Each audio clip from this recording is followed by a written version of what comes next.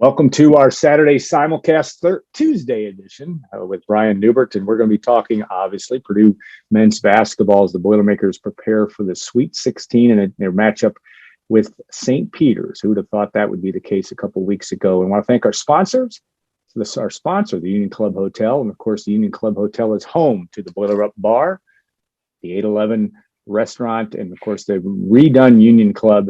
It is also part of Marriott Bonvoy as well. A lot going on there. It's an exciting time on campus as well.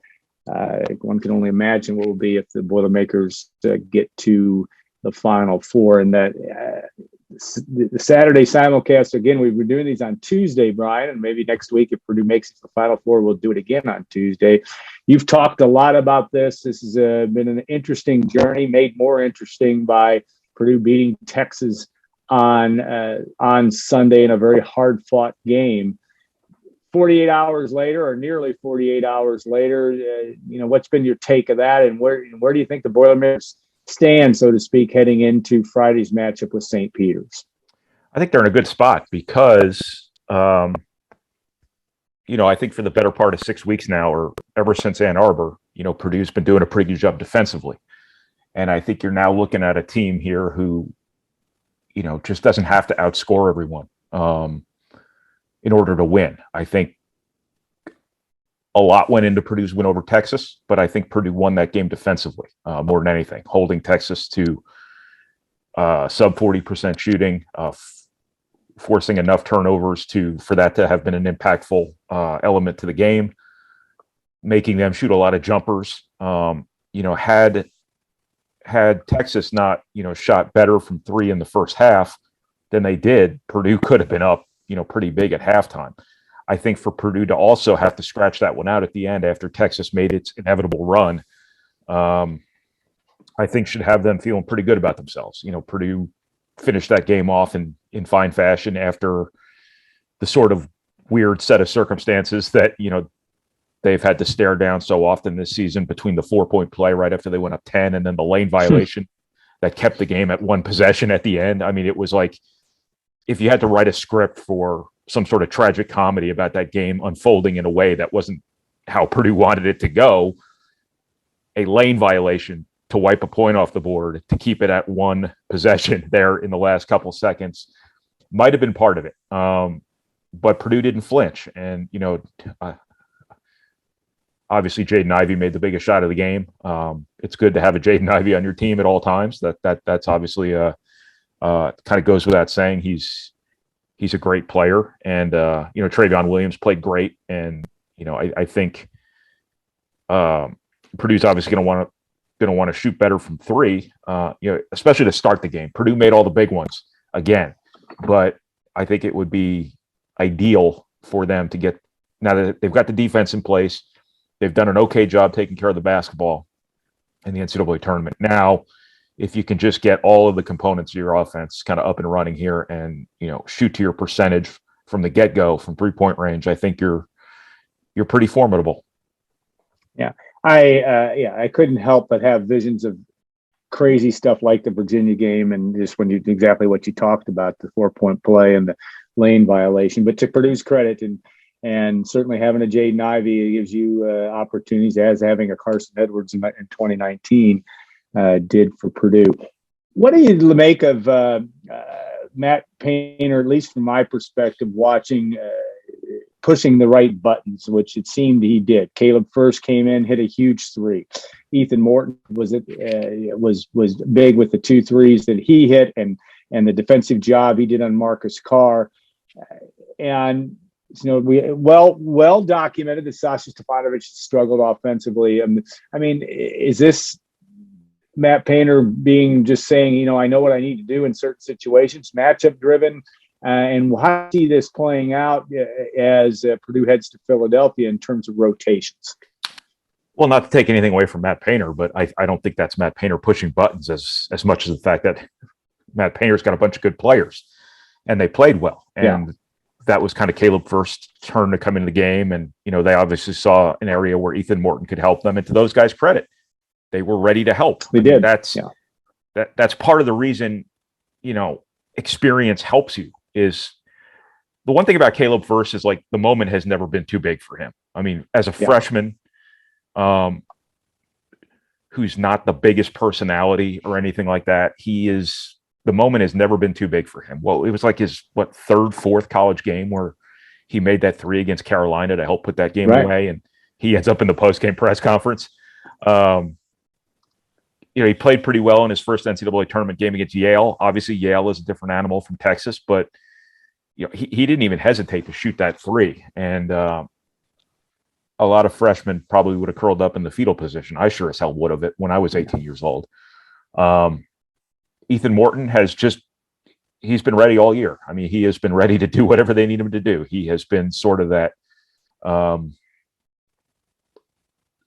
utility tool that anytime you need something defensively or anytime you just need somebody who's going to make the offense work a little better, anytime you need somebody to make a big shot, he's done it. He's done a little bit of everything for this team all year long. And I think both of those guys just did in a big moment what they've been doing all season. Caleb Furst having COVID notwithstanding, during that period of the season for him, he was a different player. But for the most part, what those guys did against Texas was what they've been doing all season long. But Ethan Morton's been a revelation for this team. I mean, you want to talk about the consummate role player. And I say that in the most complimentary manner possible. Anything they need from him, he just goes in and does. And very rarely do you have that type of player who just impacts the game in a bunch of different ways that are ways that weren't the things that were supposed to define him coming out of high school. Remember, he was a passer, basketball IQ guy, a glue guy. And now he is that, but he's also a knockdown, catch and shoot guy that you have to have around Jaden Ivey's and Travion Williams's and Zach Edey's, but also a guy you can rely on to, do a good job defensively, no matter what you ask him to do. It's just, he's been an absolute revelation for Purdue. Yeah, no question. And that is all a part of this story and where Purdue's headed. Now, Friday night's opponent, 7:00 or shortly after 7:00 game, it'll be televised on CBS.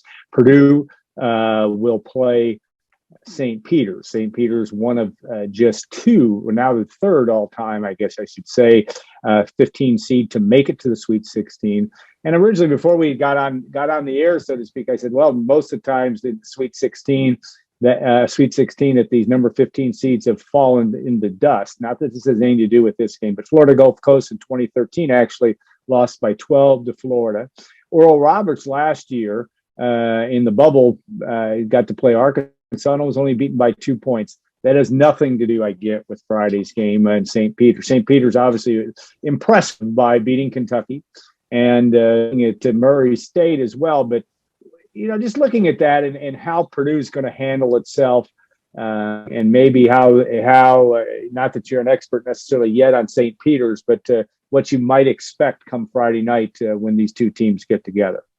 Well, I would expect Purdue to be businesslike. I would expect Purdue to take them seriously. I mean, I don't know how you could watch them beat Kentucky and not take them seriously. That might have been the greatest cautionary tale in the history of the NCAA tournament in terms of, make sure you take this team seriously. I do know that these games are hard. I think what people don't realize about NCAA tournament games sometimes is that they are not what they're supposed to be on paper. They are really hard games. Everybody's playing as hard as they've ever played. Everybody's playing as physical as they've ever played. You're playing teams you don't know, so there's that unknown involved. You're oftentimes dealing with desperate people, and you know what desperate people are capable of sometimes. And you're dealing with the ultimate level of urgency, and that changes everything. I agree. You understand the dynamic a little bit of the NCAA tournament a little more when I think you're in positions like I am, where you're walking around the concourse after games and you see the guys who lost, like carrying each other to the post-game press conference because they're so broken up. It's just an unbelievable human event. And this sort of environment brings things out of people that sometimes are not always capable of. And, from St. Peter's perspective, there's always the part of the Cinderella where you get through that first weekend and you go back to your campus and everybody's telling you how good you are. And everybody wants to talk to the coach. Everybody wants to interview the coach. And it becomes more of like, that was your national title type of thing. And There's a lot of reality that can set in. All your stuff's on tape now. Everybody you're going to play from there on out is on super high alert because of what you just did. And then reality sets in. But also with St. Peter's this year, chances are Shaheen Holloway is going to be Seton Hall's coach here in a couple of weeks. I don't know how that's going to play into things, but the very little I know about Shaheen Holloway, he's going to give everything he's got to his kids until he's not their coach anymore. Assuming this happens. I mean, it's one of those things where it's just too obvious to not happen. Yeah, it seems like it's sometimes when things are too obvious to not happen, they don't happen. But I'll also say this, as a New Jersey native, never take New Jersey lightly, because I think what has gotten these kids to where they are so far is a certain stubbornness, a certain, joyful stubbornness, a certain toughness, a certain, chip on their shoulder, whatever you want to say, that has allowed them to get to these first two games. I remember the St. Peter's team Purdue beat in Chicago years ago before they lost to VCU was the most out of place looking team Purdue's ever played in an NCAA tournament, my frame of reference, because they did not look like they belong there. Most teams at least fill out their uniforms okay. They look like they should be there. That St. Peter's team looked like a bunch of JV dudes, high school JV dudes, and Purdue won that game accordingly. This St. Peter's team, I think, is really different. They've got dudes on this team, from what I understand. I haven't seen them yet in person, but I will hear in the next couple days. You watch them. They're very athletic, and you don't want to take these guys lightly. No, I totally agree. This isn't like a Ivy League, Patriot League scraps kind of team anymore. I think this is a legit team put together by Shaheen Holloway, who knows a good player when he sees one, and every fiber of my being would pick Purdue here by a wide margin. But I think what you also need to make sure that you respect the event, you respect the stage, you respect the opponent, and you understand that Purdue's got to play well to get through this. You cannot take these guys lightly because they have a 15 next to their name. Yeah, Matt Painter would be he's been all different levels of coaching, understands a little bit about what this is all about. Sorry to interrupt you. This also puts you in a situation here where every shred of pressure is now on Purdue. Because if you're one of the teams that loses to the 15 seed, that suddenly defines your season. You could win 29 games, but what everybody remembers, it's not a Big Ten championship. Right. It's not a Final Four. It's not a whatever. You had this great team and you lost to a 15 seed in the Sweet 16. Now, context is important because obviously Kentucky did too. Murray State, to a lesser extent, did too. Not that Murray State's the same caliber of program as the other two, but that's what you're kind of up against here. Is all the pressure's on Purdue in a game like this. And you can be excused because you were busy coming back from Milwaukee. Now, whether it happens or not, but it's been reported that Kevin Willard, actually, they're going to you said that Kevin Willard left Seton Hall for Maryland. Left Seton Hall for Maryland. And again, you're right.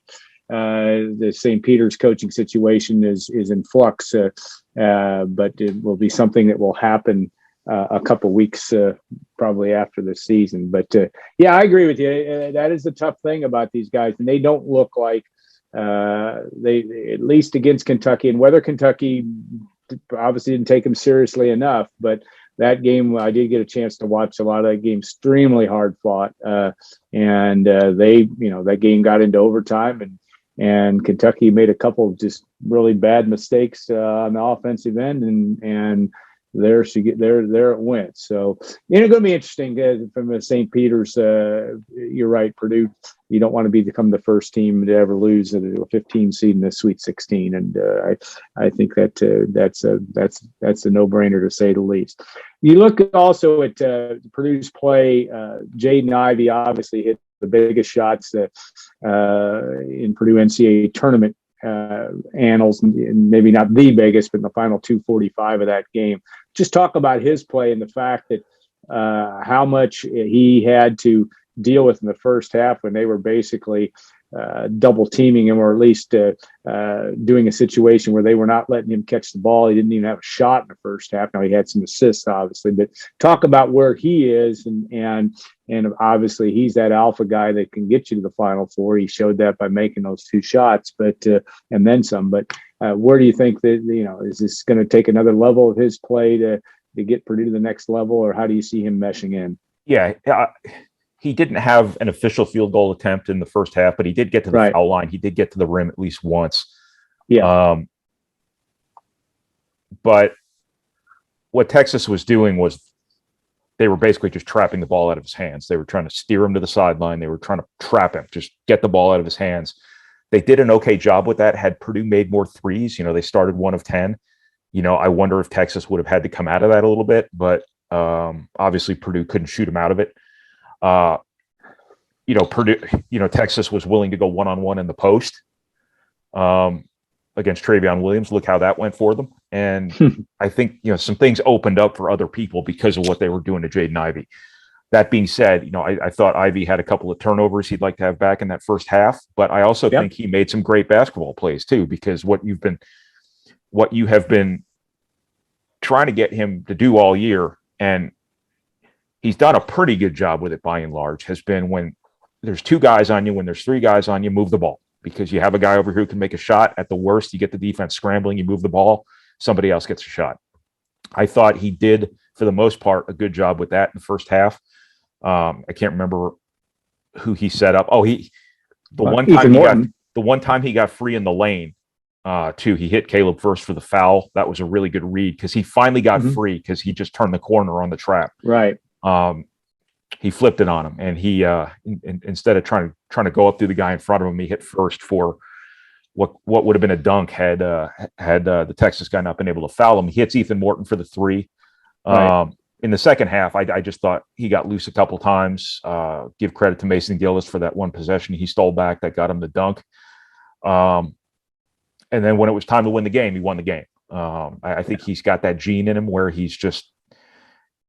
I think he rises to the moment sometimes. When you look at the 2 Ohio State games he won, when you look at him tying the game at Wisconsin, I just think those moments are when his best kind of comes out.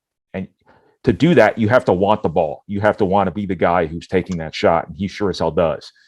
And I think when he's just out there reacting to situations and, kind of being a natural basketball player as opposed to having to think about stuff or whatever, I think he's better. And I think when urgency sets in those moments, I think that really helps him as a player. But it is really good to have Jaden Ivey on your team. He is a special player, and they say that guards win in March, and hey, guards just won in March.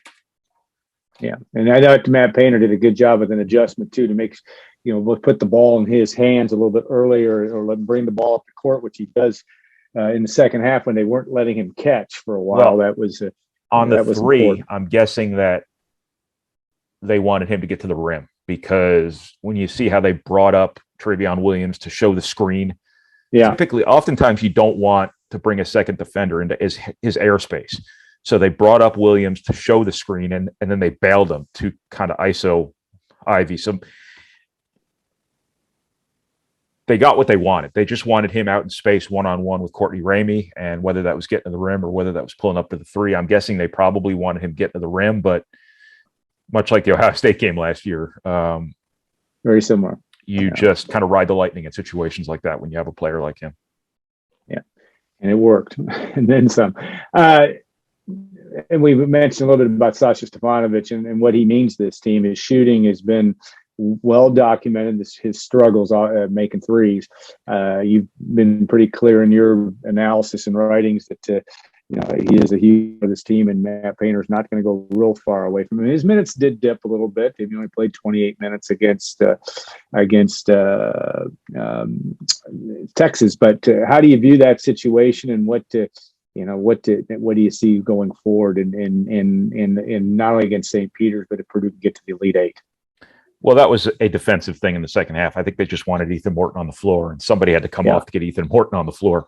Kind of the same way that I think Isaiah Thompson played the whole second half last year against North Texas instead of Stefanovic because of some of the matchup considerations. That being said, I thought Stefanovic played a good game defensively. I thought he did a good job in the first half on Andrew Young for the most part. I thought he did some really good things as a help defender. But I think that, he's kind of the guy that people want to kind of go after defensively and switches and whatnot. And when he's not making shots, there's kind of that trade-off there that, kind of gets out of whack. But they're going back to him. I mean, you don't bench your horses you don't bench the people who got you there at the end of the year altogether. You don't give up on him now. And there's no reason to give up on him. He's not shot well in the NCAA tournament. He was up and down in the Big Ten tournament. Obviously the Iowa game was not good. So it's been 3 games in a row now where he's been a bit off. Obviously he made 2 in the second half against Yale. One with a lot of help from friendly physics. Yeah, that's true. This is a situation where he could come out and go 4 or 5 to start the game against St. Peter's. Wouldn't shock me a bit if he did. He's capable. He's shown that through the course of his career. I think he's physically fine. I don't think it's the finger. I think he's got to keep a cool head about him because he doesn't seem like it as a personality if you aren't really around him up close a lot, but he does get pretty frustrated sometimes on the floor. And he's just got to make sure that he comes in the next weekend with a clean slate, a clear mind, and just does what he does best. As Matt Painter always says, when a guy's a really good shooter and misses a bunch of shots, he's due a bunch of makes. That was his stance on Carson Edwards going to the NCAA tournament a few years back, and look what happened. Now, I'm not saying that that's absolutely going to happen for Stefanovic, but it wouldn't surprise me one bit if he just goes right back to what everybody's been seeing from him for the last, 2 or 3 years. And an important thing, key to Purdue's ability to get to New Orleans will be all hands on deck, certainly. And again, we can kind of look ahead. I'm not giving Purdue the victory, obviously, over St. Peter's, and make that clear, but UCLA and North Carolina on the other side of the bracket. You saw Purdue play North Carolina in person back in November. UCLA is Final Four team last year that started its run in Mackey Arena. UCLA's got an injury to deal with as well. But any early thoughts on that? And just of course, Carolina beats Baylor, and UCLA gets the job done to get to Philadelphia. But if Purdue would advance to Sunday, how do you see that? Well, if it's North Carolina, obviously Purdue's already beaten North Carolina this season. I think North Carolina now is a very different team than it was back then. Obviously they're hot. They've beaten Baylor. They won at Duke in I don't know if you heard, but apparently Mike Krzyzewski's retiring. Yes, he is.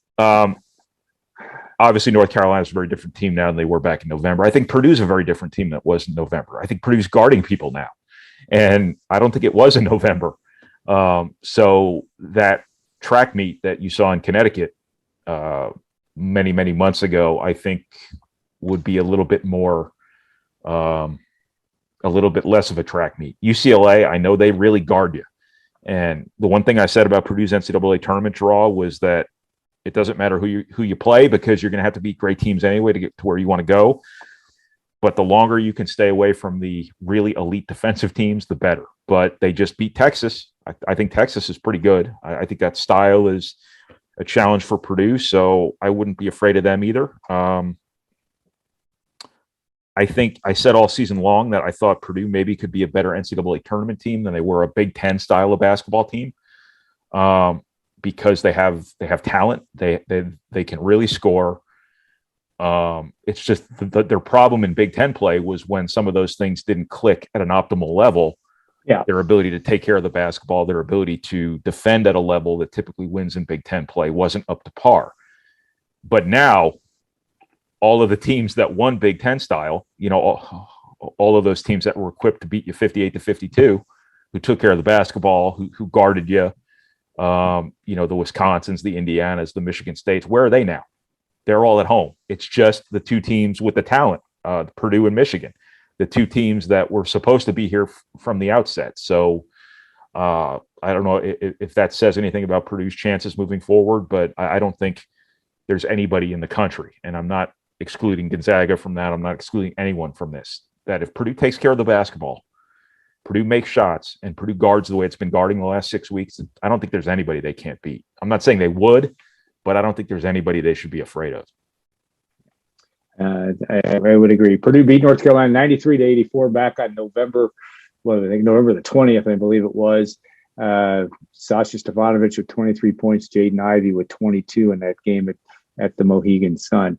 All right, what else? When you get in the press conference to Thursday afternoon in Philly and get a chance to talk to Matt Painter and whatever Purdue players brings to the bench, what will you ask, and what are the questions moving forward? I know you always prepare 48 hours in advance for your questions. I just get the mic because I don't know if I'll be able to get the mic, and then when I have the mic, I don't know if I'll be able to get the mic back. So I just grab the mic and whatever pops in my head, I ask. So there is no planning. Also, I hate press conferences because I don't think you get anything interesting out of anybody because it is what it is. The NCAA needs to go back to the open locker room as soon as they feel like the COVID risk is no longer. It's become a more difficult event to cover. Thankfully for me, I happen to cover the most transparent and accommodating program at this level in college basketball, so I've been able to get what I need. But it would be nice to have that open locker room back. What am I going to ask? I think you have to do the obligatory story on, so what's it like to be the bad guy who wants to beat Cinderella? All the pressure's on Purdue, huh? How about that? Like how bad do you guys want to get to the Final Four story that the TV reporters will do? It's almost laughable. It is laughable, actually. Maybe I'll go outside and do some man on the street stuff. Hire you get hired by Trevor Noah before long. I don't know. I could do a big story on Jaden Ivey here this week from an interview from last week, and going out and talking to Caleb First and Ethan Morton today for some things on them. I think I've kind of covered everything from Milwaukee. I'm trying to think of what else is really interesting out there that I can do without the access I'd want. It's always interesting. One question, I probably could ask this offline. So when post game after Texas, though, you did have access. They do give you access to Matt Painter offline, not in front of the podium. Is that typical now? I mean, almost like locker room access, or do those guys? That is not NCAA policy. But as I said before, I happen to cover the most accommodating program at this level, probably in the country. So when we ask for stuff, we typically get that stuff. I mean, it's. I don't know if every program would have done that, but after a win, and when you have TV media there who aren't allowed to film the press conferences, it's just the right thing to do, for Purdue and legendary sports information director Chris Foreman, who has been very good to work with. They just get us what we need. I was able to talk to a couple players one-on-one outside the locker room. Whether the NCAA would care, I don't know. The reason they closed down the locker rooms was because of COVID. But then Iowa State's basketball team is sitting in the crowd during the Purdue game with people who don't have to wear masks, as far as I know, didn't have to show vaccine cards, anything like that. So I think that the NCAA is just anything front-facing and visible. They are going to make it look like they're really cracking down on this. But in reality, my hope is that they don't use COVID as an excuse to close down these open locker rooms, period. Because this might sound like a media wonk whining, but stuff that takes away media access doesn't affect us as much as it affects you, the viewer, the reader, because we're sort of proxies for you. The stuff we get, we're giving to you, we're providing to you. So when they close us out of their locker rooms, that's one less, Brian Waddell story I'd be able to do from the NCAA tournament. Again, I'm going to be able to get Brian Waddell.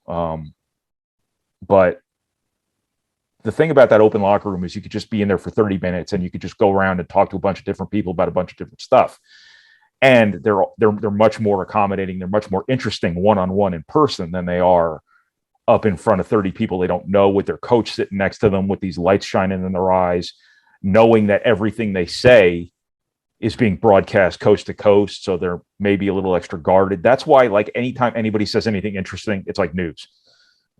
Because it's so uninteresting by definition. The open locker room is something where you can actually sit down and have a conversation with somebody and get more information about what you're covering, instead of asking one question and then never getting the mic back, and the NCAA taking 4 questions for the head coach after a game. I know this isn't the direction we necessarily wanted to take this podcast right now, but it just it's a little bit frustrating from a media perspective. I do get it. Believe me, no one has been more of an advocate of, making smart decisions during this pandemic than me. And this thing is not over, but I just fear that they're using it as an excuse for things that they'd want to shut down anyway. Because if you ask every coach in America, hey, do you want reporters in your locker room? They're all going to say, or most of them are going to say, are you kidding? Of course not. Get them out of here. But the reason it's there is because the NCAA tournament is built on stories. It's built on attention. It's built on notoriety. And the reason these things were open in the first place was for that reason. So that there's something more out there other than, hey, Zach Edey used to play hockey, or, hey, Coach K's retiring, or, hey, Jaden Ivey's mom coaches at Notre Dame, in case you hadn't heard. Get attention for all the stories in this event, not just the talking point ones. That's my kind of soapbox deal for today. I just killed 10 minutes that people don't care about, but no, they should care about it, and because this is a you issue more than it's a me issue. The NCAA tournament is reality television. I mean, that's just it. And it's become and you're right. I think that the storylines get even more in depth if they allow that type of access. And that is why it is bigger than life, amazingly. So, all right, on that note, we will bring this to a close and look forward to your coverage and safe travels to Philly, as Purdue will take on St. Peter's on Friday night. And you'll have Zooms on Thursday, I would assume, and on Saturday as you look ahead to what's ahead for the Boilermakers. So I want to thank our sponsors, the Union Club Hotel, the 811 restaurant, Boiler Up Bar, and all the good folks that help us bring this. And we'll look forward to not only Brian's coverage, but everything that goes on. Spring football obviously still going on too, with Tom Dienhart. We'll be covering that as well. So have a great rest of your Tuesday, or whenever you have a chance to watch and or listen to this, and we'll look forward to more. If you're a Purdue fan, you hope it's next Tuesday in looking ahead to the Final Four, but we'll have to see how that shakes out. Have a great week, everybody, and thanks for watching and listening our Saturday Simulcast.